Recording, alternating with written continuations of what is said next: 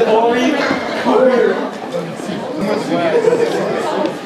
everyone, welcome again to the AIBCF Christmas Banquet. If everyone could give another hand to the skit team.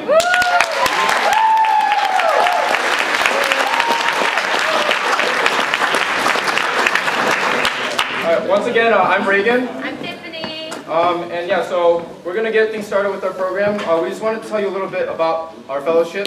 So we're at AIBCF, which stands for Asian InterVarsity Christian Fellowship. And we like Calvin and Hobbes, as you can see. So our theme this year for the Christmas banquet is Emmanuel, God with us. And so Tiffany's going to talk a little bit about what that word means. Yeah, that's our theme. And go to the next slide. Oh, yeah, this one. So Emmanuel is Hebrew, and the first part, El means God, and then Emmanuel, which is the second part, means with us. So that's where the word comes from. That's our theme for the night. All right, so as we go on with the night, we just want you guys to kind of think about this theme, Emmanuel, and just remember that even though we're here to hang out with our friends and have a good time and stuff, just remember that in everything that we do, God is with us, and that's the real reason that we're here. So I hope that you guys have a lot of fun, and we can really get something out of this. Yeah. Also, if you guys could put your phones on vibrate or silent or whatever it is you guys do with your phones, that would be great. And bathrooms are? Boys are here, girls are there. That way. All right, and now we are going to... Okay, then we're going to just get started with our first testimony of the night. And so our first testimony is going to be given by Kathy. Kathy.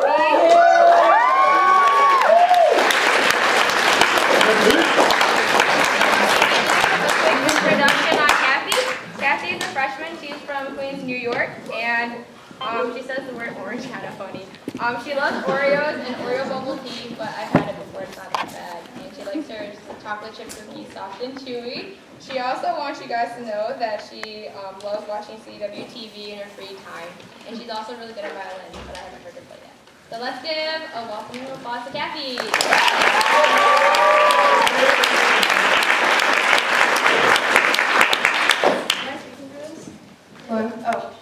Okay, for the record, I say orange. I don't know how that's weird, but I live in a state where people say pop instead of soda, so... Yes, soda! Soda! Yeah, that's what I meant.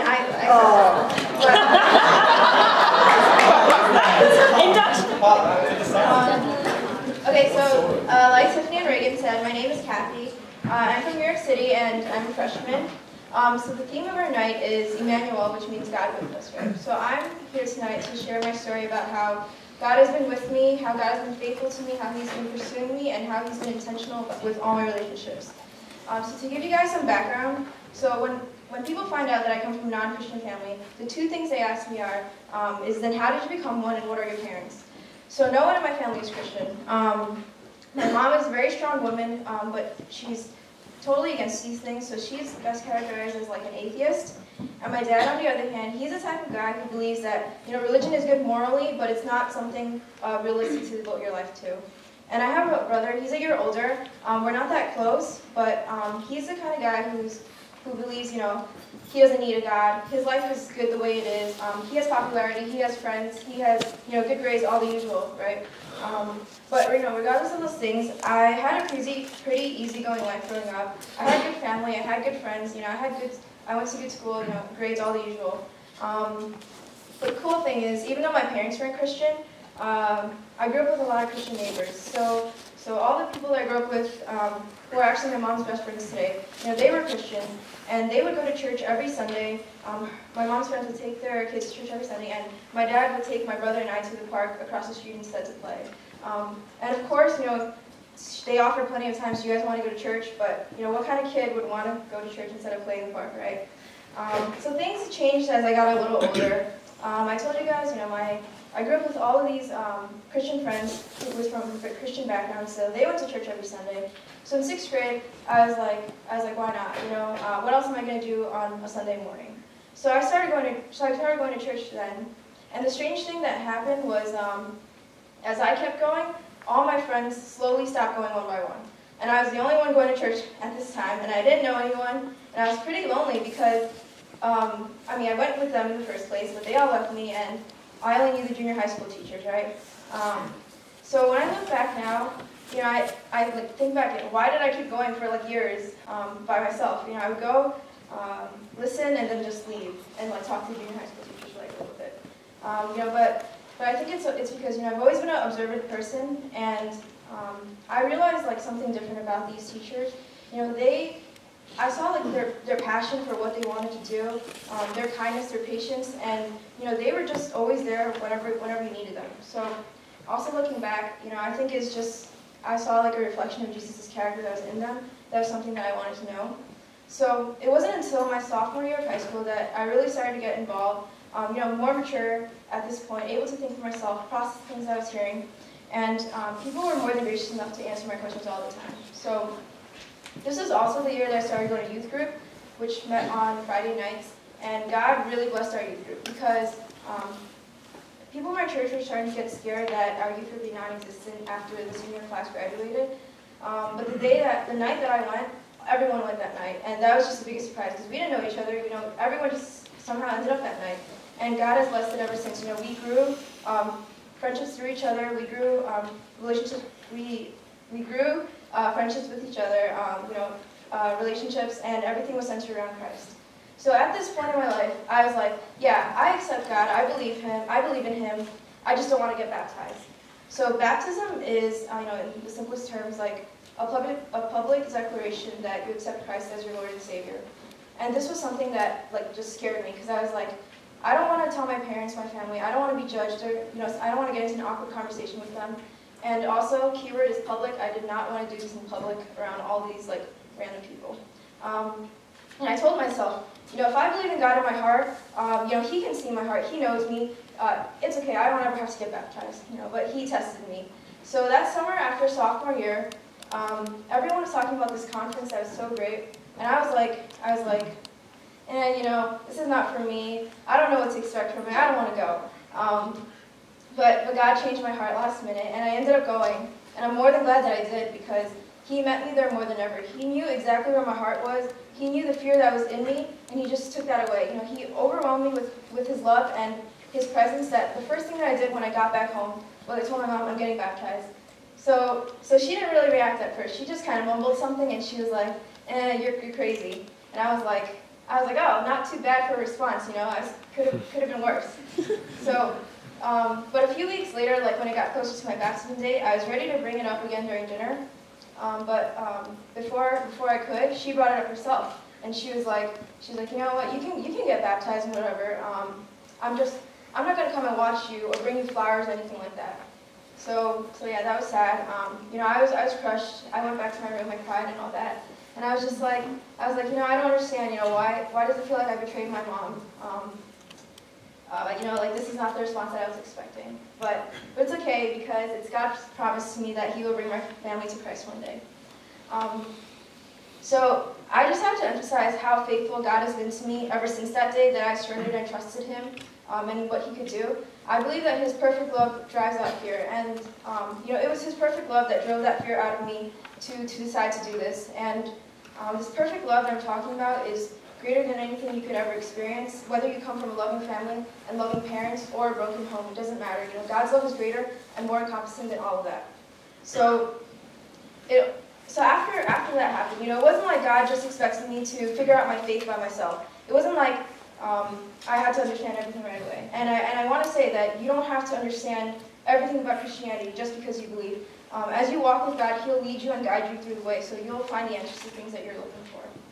And as I was saying, you know, He didn't lead me to this by myself. He gave me all the right resources and people out of nowhere, and He's just been with me ever since. So very shortly that summer, I met this woman named Priscilla, and if you guys know me, you know that I love her very much because, so she was just coming back from grad school and teaching in Baltimore, and she grew up at this church that I was at.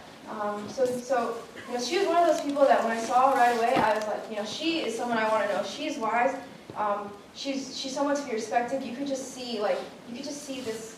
Her presence was very strong, and I was like, you know, I want to know her. And I think she wanted to know me too because, later on, we eventually did start talking, and we got really close. And the reason for this is because I believe that God was intentional in watching over us and in bringing our relationship together. So, we grew so much through her. I grew so much through her. So I want to talk about how, it wasn't like my life was just easy going after this. Of course, I still had challenges. I told you guys this was the time that I started going to church more often, so I was going to youth group and church, which is a meeting on Fridays and Sundays, twice a week. And my parents never minded me going to church as long as it didn't interrupt with anything else, right? But this is entering junior year. There's SATs, studying, APs, all that stuff. And they thought I was wasting my time, committing to this thing, being so involved. So every time they called me and asked me where I was, if I told them that I was with my church friends outside of church, the reaction would be like, again, always, like, why are you always with them? And I just felt like I was adding on this bad reputation of youth group, God, church, to them. And there I was, trying to be like the Christian in my family, right? So that was hard because we got in many arguments for like the rest of high school. A lot of tension between us, and I felt like I was a responsible child. I knew what I was doing in terms of my studies. I mean, I ended up here, right? So I'm okay. But she didn't like that. So things changed a little bit as I started to hang out with Priscilla more. I would also get home late on those days, and my mom didn't like that. She didn't really trust me. She didn't know where I was. So so it was like the continuous arguments, and it changed a little after she met Priscilla. I think she saw the same things that I did because after they talked, Priscilla told her, she vouched for me. She told her that I was a good daughter. I had a good head on my shoulders. I was responsible, and I knew what I was doing. So later on, very shortly, next time I hung out with her, my mom's voice would change. Every time I told her that I was with Priscilla, her voice would just become like this, like stern and worried to relax and just like come home safely.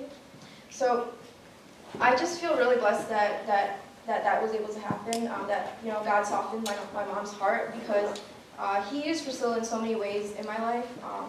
I would have never grown into the Christian I am today.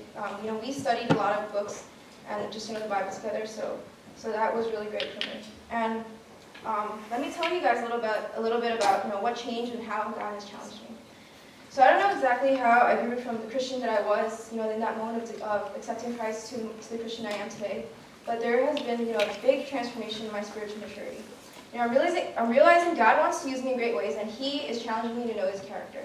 So maybe some of you guys can relate, but I used to be one of those people who did not like reading the Bible. I was like, there's some good stuff in there, but every time I read the Bible, the words don't make sense.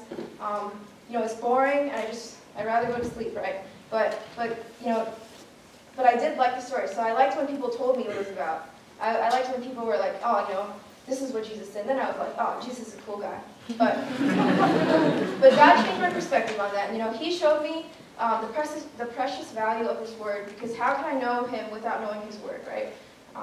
And He also opened my eyes to see a world that's so much bigger than myself, my friends, my family, and just all my surroundings. In your high school, you're pretty self-centered.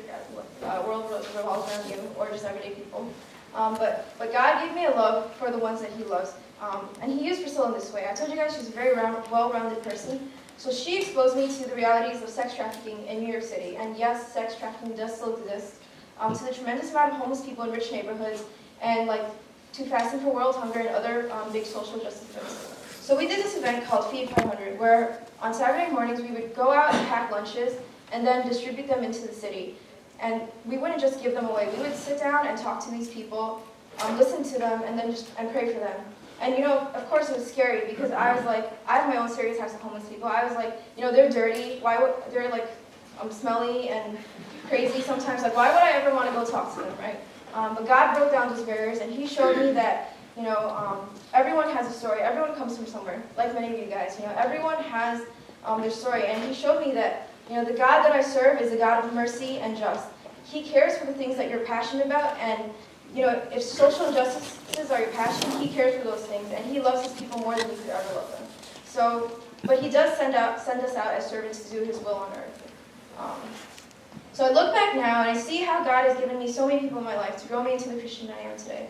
It wasn't like I just started hanging out with a bunch of Christians and all of a sudden, boom, I became Christian. It wasn't like that, He was intentional in every single person He put in my life. And I mean, like I told you guys, He's been pursuing me since the beginning, like since my mom's friends to to my junior high school teachers, to youth groups, to Priscilla. You know, he's given me every single person in my life ultimately to lead me up to him. So my faith was not something I grew up with or inherited like many people. So it's something that I cling on to very strongly, and it's something that's very valuable to me.